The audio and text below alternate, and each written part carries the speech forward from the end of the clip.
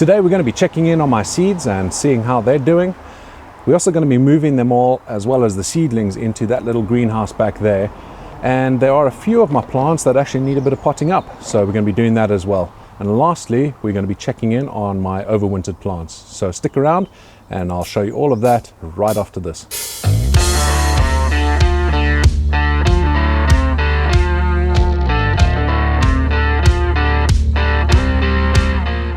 So I mentioned we're going to be potting up some of my plants.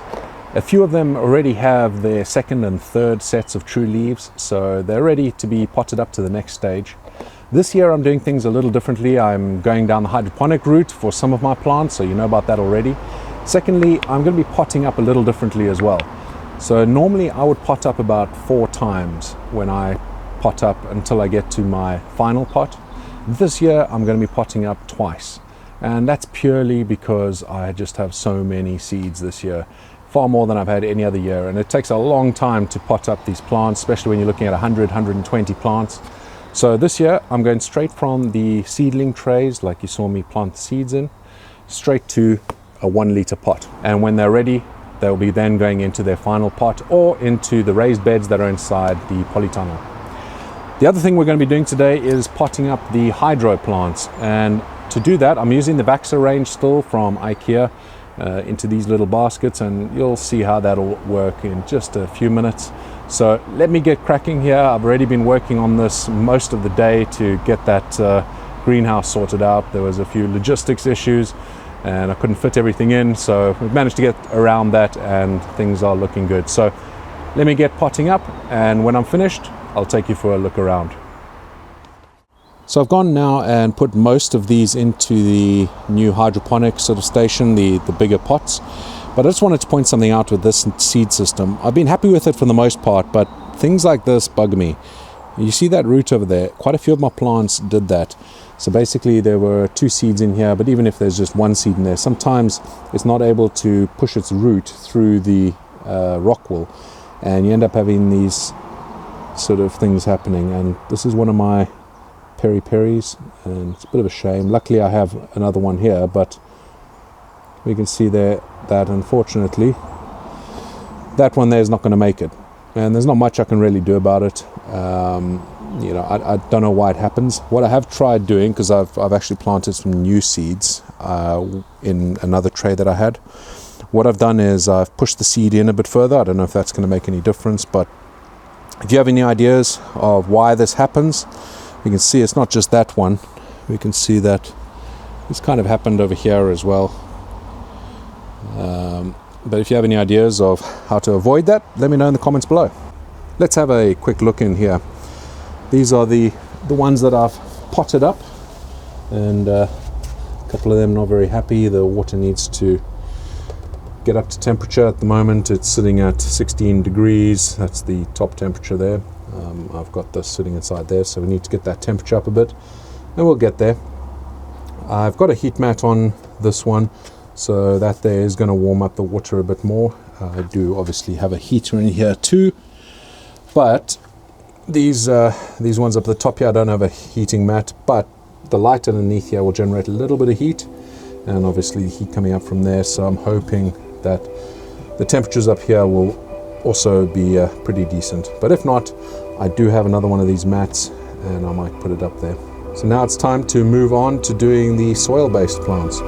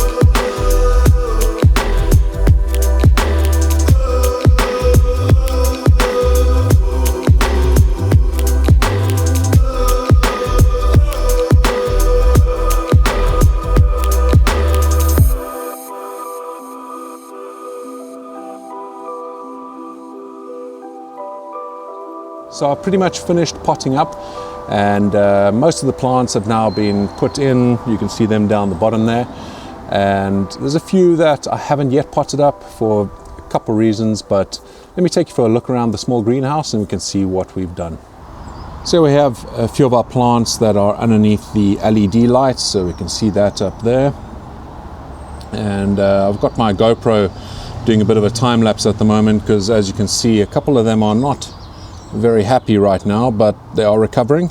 So it'll be a nice little time lapse to show you that these plants will recover. We can see there the peri-peri is not very happy either, both of them actually. That's one thing I've actually discovered. The peri-peris really like a bit of heat. As soon as they're in the cold for too long, they just shrivel up like this, more so than pretty much any of my other plants. And I'm not too worried, because I have seen this in the past, but they will recover and we'll have no problems in the future.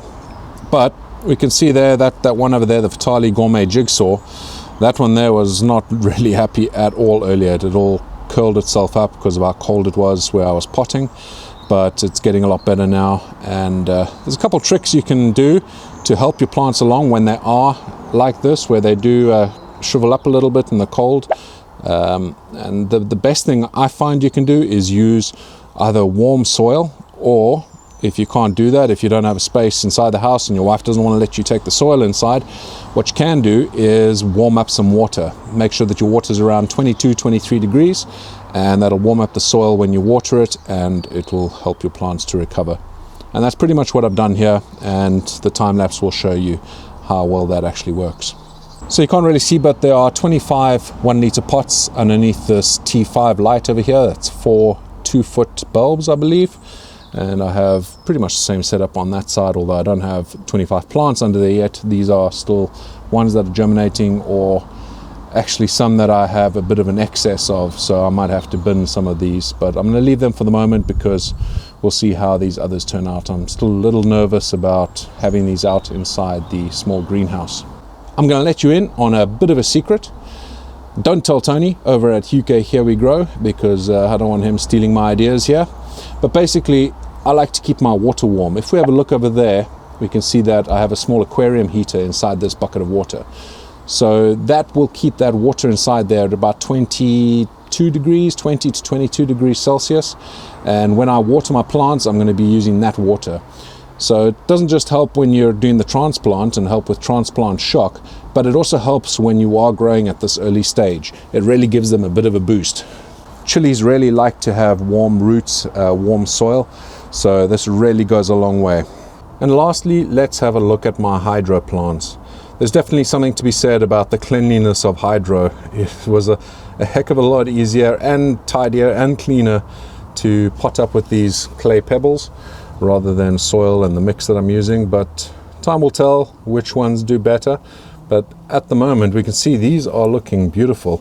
They weren't looking so happy last night when I first put them in, but you can see they're all perked up now, and I'm surprised how effective the LEDs are that I'm using to light these up. So these are the LEDs that come with this Vaxa range.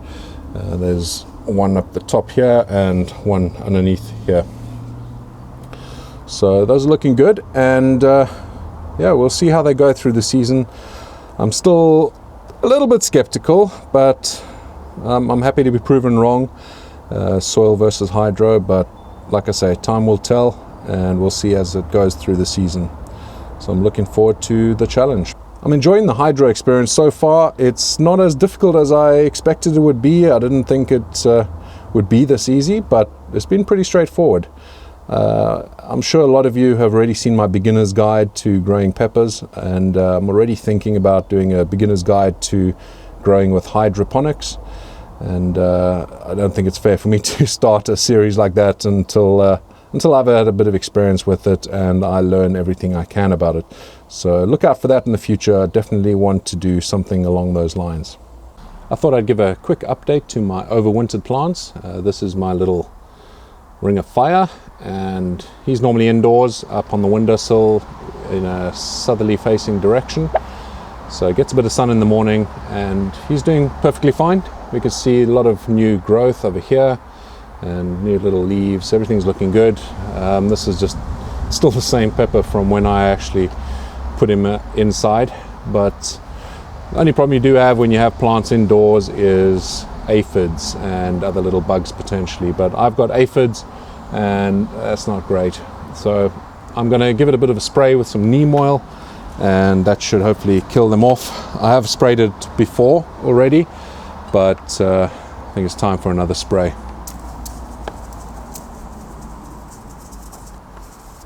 That's going to go back indoors, and I'm sure we'll have a lovely plant there. I'm still in two minds whether I'm actually going to grow it on in a bigger pot or in the raised beds, or whether I just keep it small like this as an indoor plant, or maybe even a bonsai.